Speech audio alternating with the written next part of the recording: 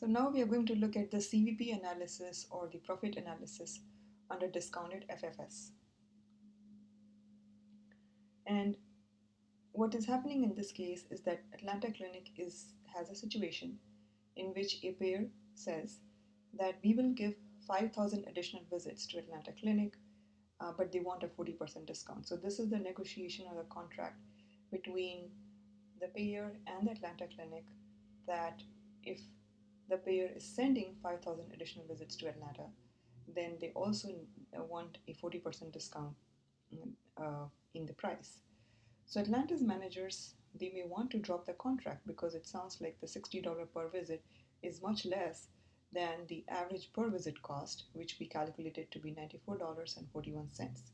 But let's look at it further.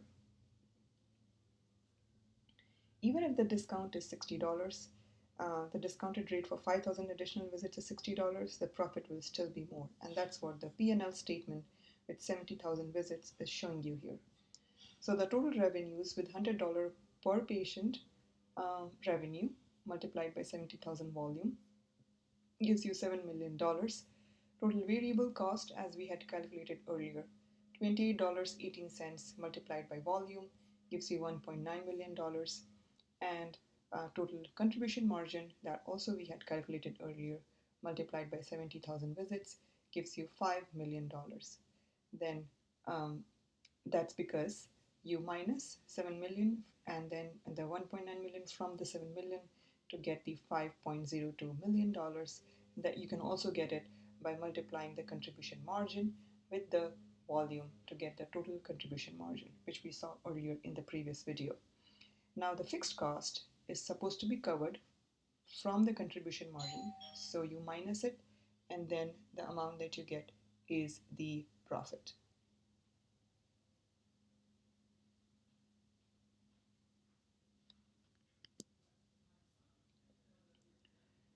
Now we have a P&L statement with discount visits. So the undiscounted revenue is $100 multiplied by 70,000, that gives you $7 million.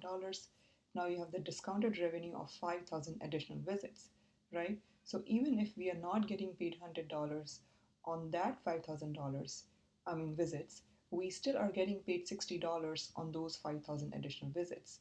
And that makes us 300,000 in additional revenue. So the total revenue is 7.3, which is the addition of undiscounted revenue and discounted revenue. 7 million plus 300,000 gives you 7.3 million. Then the total variable cost is 28.18 multiplied by 75,000, which we just saw in the previous slide, and that gives us $2.1 million. The total contribution margin is $5.1 million because you take the total revenues and you minus the variable cost from it to get the total contribution margin. You also can get the total contribution margin by multiplying 69.15 with 75,000.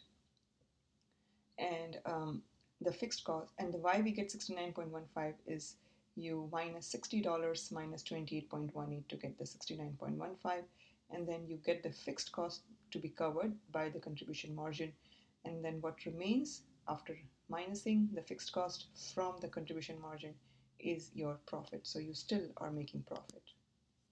So the numerical analysis indicates that the offer should be accepted because you're still making profit. Considering all the factors relevant to the decision, what should Atlanta Clinic's managers do? They should do the contract with this payer, which is giving 5,000 patient visits at the discounted price of $60 per visit. How would the analysis change if the proposal is expected to add 15,000 visits rather than 5,000 patient visits? So for that, we will go to our spreadsheet here. And so we have which I basically copied and pasted from there to here. So now we have, instead of 5,000 visits, we have 15,000 visits. Okay, and that gives us 15,000 multiplied by 60. And that gives us $9 million. Just let me check if it is 15,000 visits. Yes, it is 15,000 visits. So 15,000 at um, $60 discounted price gives us $9 million. And then you have the total revenue, which is the addition of these two. So you sum B1 and B2 to get the total revenue, and then your variable cost is the same as the previous slide. You also have the contribution margin now, which is basically total revenues minus variable cost gives you total contribution margin, and then you have your fixed cost, which is fixed. So your profit, you can calculate it by subtracting fixed cost from the total contribution margin. So your profit is going to be 8919038 in the case that you have 15,000 additional visits, 15,000 additional visits rather than 5,000 patient visits. Okay. So profit analysis under capitation. Capitation, if you remember, is capped. So if the payer is going to say that, we are going to pay only this much for these number of patients. So capitation changes the way in which profit analysis is conducted. The best way is to look at the graphical analysis. So there is two graphical approaches, one in terms of utilization and the other one in terms of membership lives. So based on visits, you have revenues and cost on the y-axis. You also have volume on the x-axis. The total revenue line is going down and the total cost line is going up. The fixed cost remains the same and the break-even point is right here. So the total revenue line is going down, as you can see. The total revenue line as compared to the fee-for-service graph that we saw earlier is horizontal. It is not upward sloping. It means that the total revenue of $7.5 million is regardless of volume, and it is measured by the number of visits. Under capitation, revenue is driven by the insurance contract, that is the premium payment and the number of enrollees. So the clinic is being rewarded to manage the healthcare of the population served rather than merely to provide services. The analysis based on visits also shows that like we just said, that the profit and loss areas are reversed from the fee for service graph, and this reverse result occurs because the contribution margin on a per visit basis is negative. So you don't have a stipulated $100 coming for every visit. You have a capitated payment. They are not saying that we will pay $100 for every single visit that you get. They say that we will pay you $100,000 as a lump sum, and doesn't matter to us how many visits you get. So now you have a negative contribution margin. So each additional visit increases cost with no increase in revenues. And you can also compare the exhibit 5.4 in your book to 5.10, and you will see the reversal of profit and loss portions there. Now this is the graphical analysis based on members. Same thing, y-axis is your revenues and cost, and x-axis is your volume. Your total cost is the red line here, and the total revenues is going here. Fixed cost is the same, and this is your break-even volume. So this is what it will look like if it is based on members. This is your profit portion, and this is your loss portion. Based on members, the profit and loss areas are the same as the fee-for-service graph.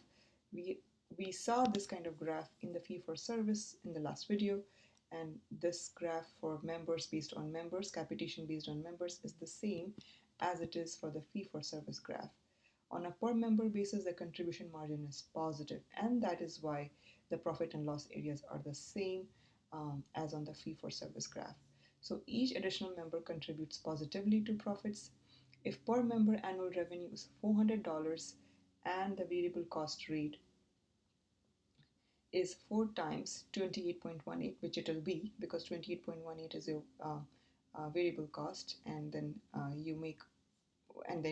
the 1% rate is 28.18, and you're talking about 4 visits per year, so it's going to be 112.72 cents per year. The contribution margin is going to be 400 annual revenue minus the variable cost rate, which is 287.28 cents, and that is contribution margin becoming positive. So what do the graphs tell managers about the importance of utilization management? Um, Under FFS reimbursement and under capitation. So under FFS reimbursement, the graph tells us that it is the same whether it is on a per member basis or on the fee for service. And under capitation, it says that each additional visit increases cost without bringing in additional revenue. What do the graphs tell about the importance of the number of members under capitation? With the number of members on the horizontal axis, um, the, the line is no longer flat. Remember, the line is no longer flat. It is, more like has a slope. So going back here, um, revenues only reflect when they are considered relative to the number of visits. So there is two important elements to control total variable first cost under capitation, the underlying variable cost of the service and the number of visits per member. In the FFS system, the cost control only requires minimizing per visit expenses. Utilization is not an issue. In fact, utilization is good because per visit revenue exceeds the variable cost rate. Finally, what is impact of cost structure on risk? If reimbursement is tied to volume, which is the fee for service, then the provider's financial risk is minimized if all costs are variable. If reimbursement is exclusively capitated, then the provider's financial risk is minimized if all costs are fixed. So under the FFS, you have less risk if your costs are variable, and under capitation system, your risk is less if your costs are fixed.